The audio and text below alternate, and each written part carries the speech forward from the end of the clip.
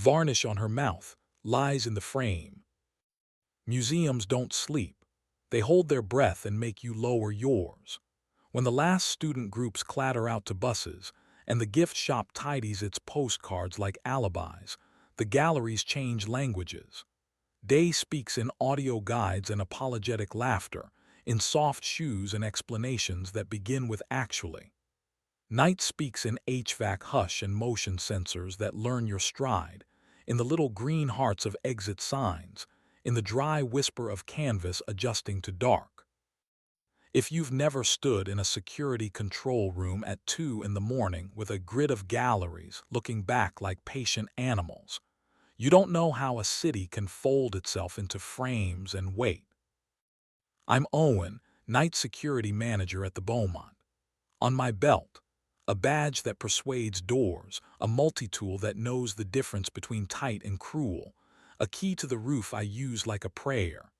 In front of me, a wall of monitors, a console with a joystick that can make a stranger's intentions smaller by paying attention, a logbook where I write little truths in a hand my mother would recognize. I can tell by a shoulder's angle if a visitor intends to touch a brushstroke. I know from the sway of a guard's gaze whether he's memorizing a shift or letting his body do it. I can feel in the air if the building is tired of being looked at. My wife then, Alina, curated evenings that taught donors how to feel important without leaving smudges. Development director by title, stage magician by temperament, she wore a thin silk ribbon tied on the inside of her left wrist, deep blue, where my mouth could find it if we were allowed to be honest.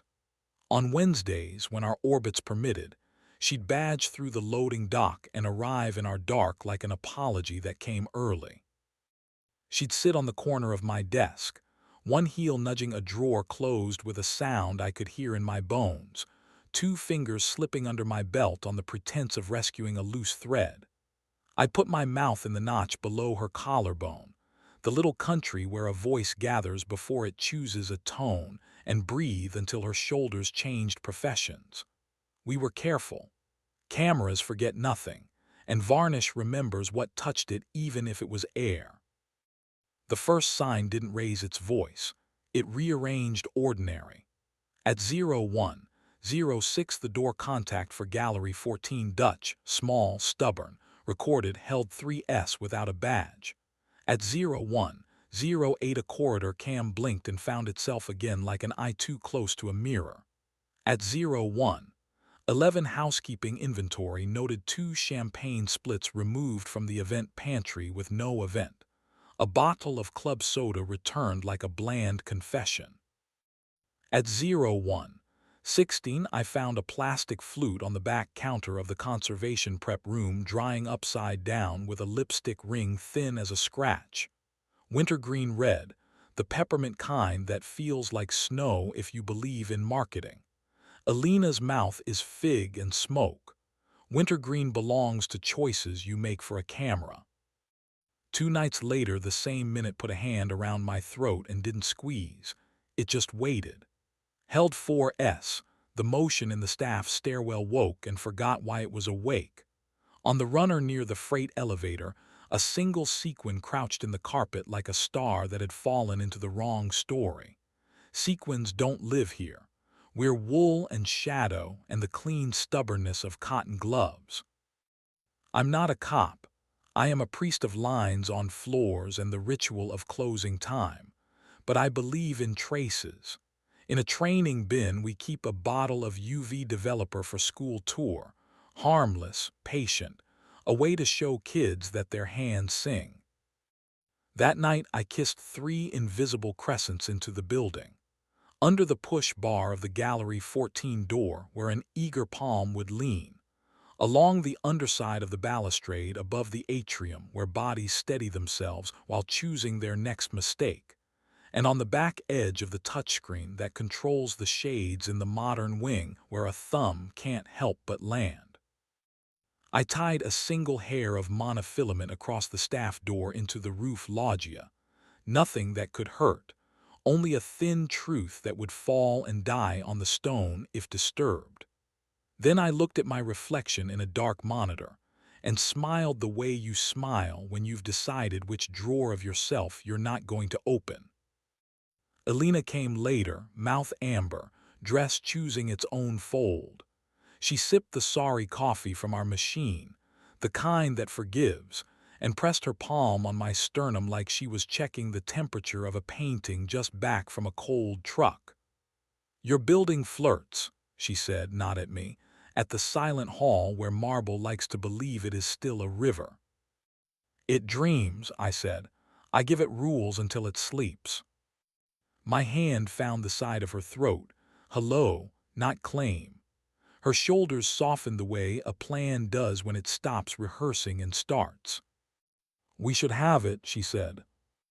"The conversation," I answered, because nomming a thing helps keep the floor from tilting. "Open," she put the word down between us like a glass we had to hold with two hands. "Not chaos, not cruelty. No one from your team, no one who signs my checks. We say it before, not after. Protection is not optional, we're first. Our bed is a border.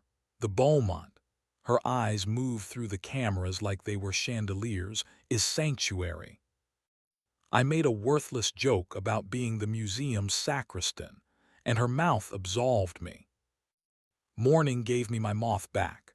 The monofilament lay curled on the loggia stone like a dead syllable. Under black light the crescents grinned, door, rail, screen, exactly the heights of human hope.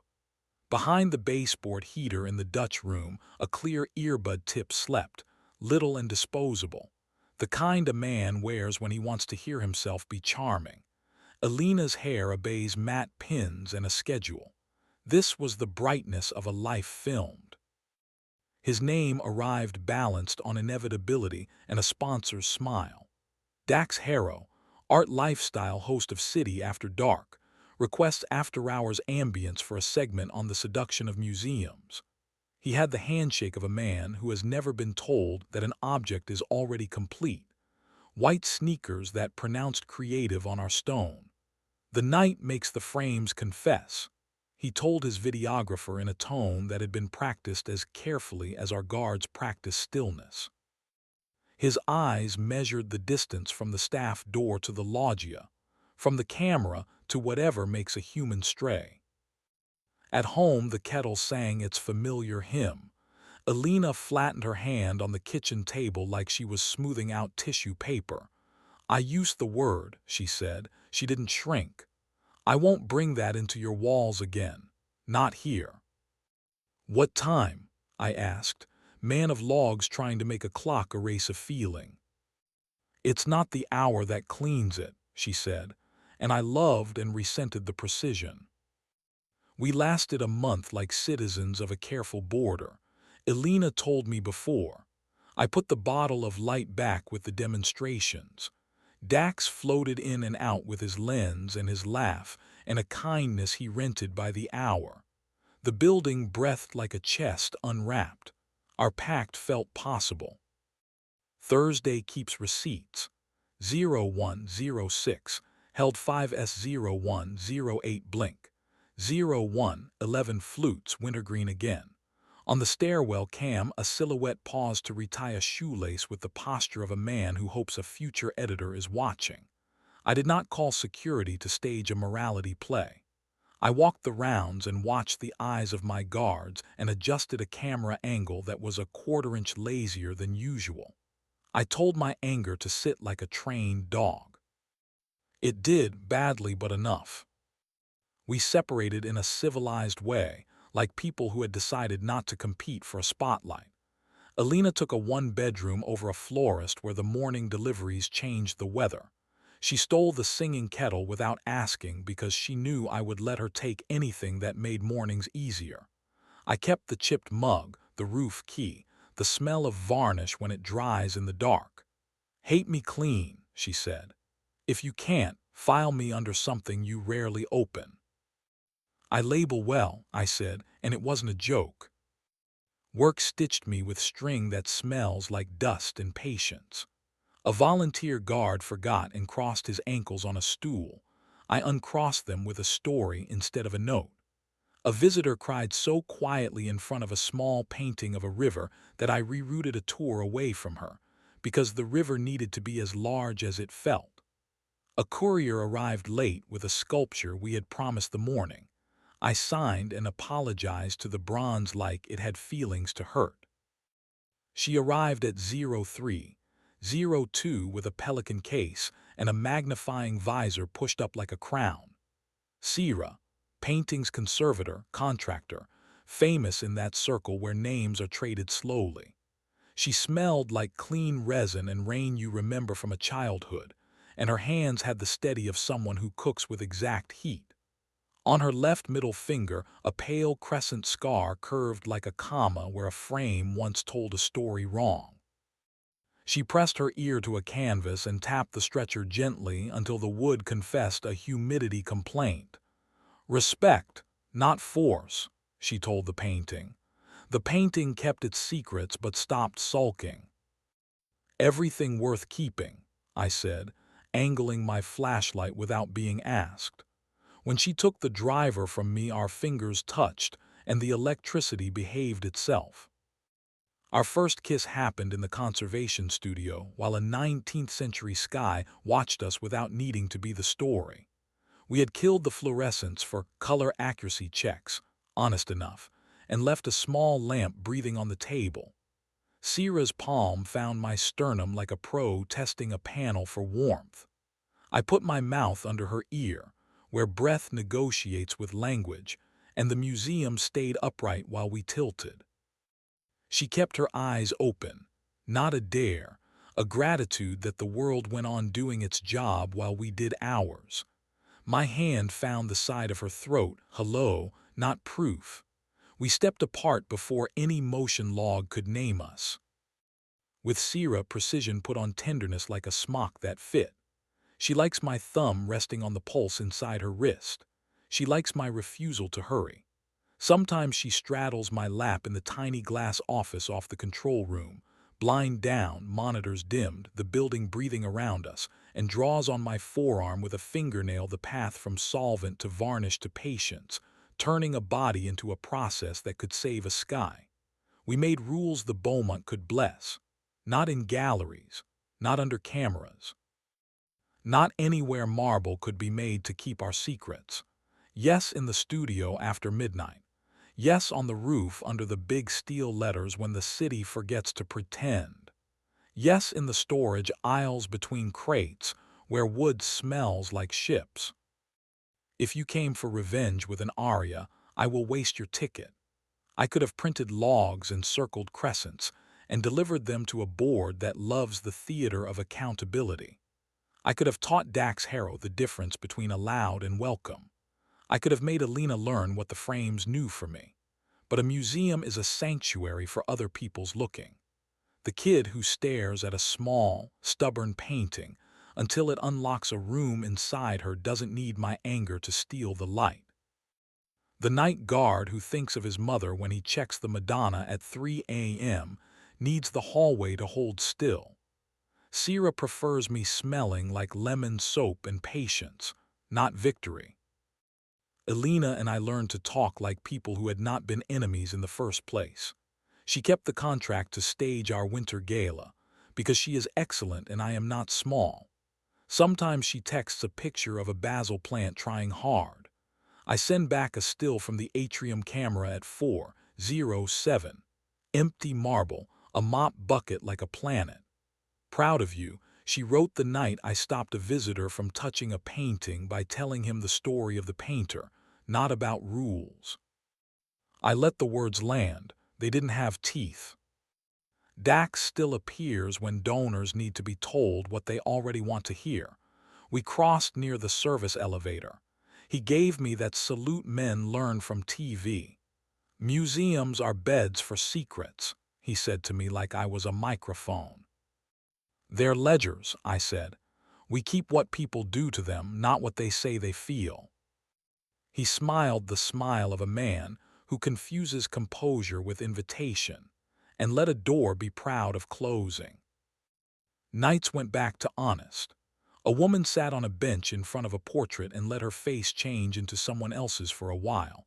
I walked past slower than a law would require and faster than curiosity.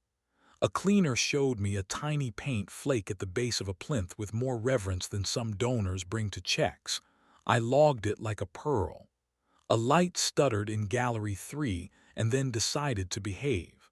The building forgave. Sometimes I wake on the narrow cot in the break room at an hour my watch refuses to name.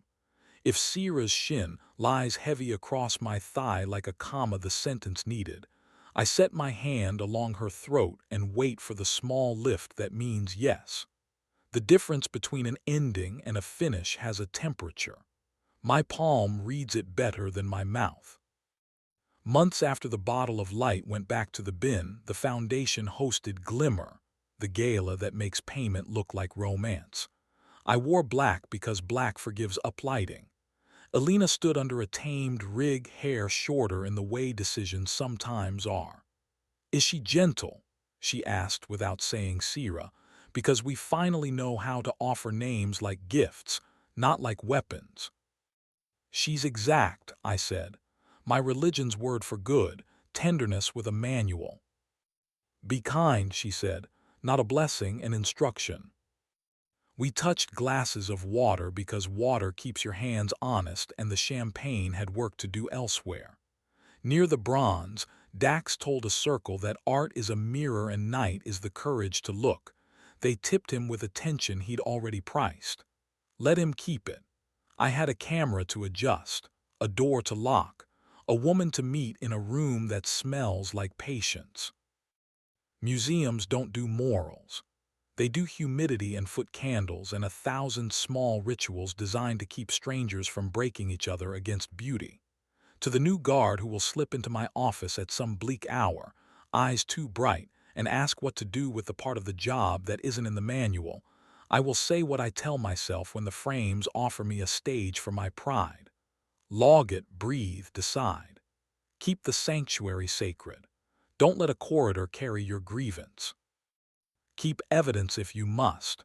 Refuse the robe. Remember the kid with the small, stubborn painting. She won't wait for you to forgive anyone before she needs the light to stay true. Before dawn, I take my last round like a hymn I learned with my feet. I run my palm along the cool stone of the loggia like I'm petting an old patient dog. All green, I tell the radio, which is another word for the place behind my ribs. The small LEDs give me their small, honest truths. I silence air handlers in the right order. I turn a key. The whole profession folded into one faithful click and push open the studio door. Sometimes Sierra is already there, visor perched, smelling like clean resin and sleep. She sets her palm on my sternum like a tech trusting her meter. I put my mouth under her ear, where breath has the good sense to go first. I keep the only oath I took without paperwork. Sanctuaries are built, not found. Love is a conservation report. I won't use these rooms to stage revenge. If the log coughs again at 0106, I will see it. I will choose a drawer, the one with powder, or the one where patience sleeps rolled like canvas. Lately I open, look close, and choose patience. It looks good on stone. It keeps me upright. And when the early crew hums in with their carts and the glass doors invite the city to behave itself for a few hours, I go back to my desk with Varnish in my lungs, Sierra's hand in mine, and the quiet certainty that tonight I carried the truth at the right speed.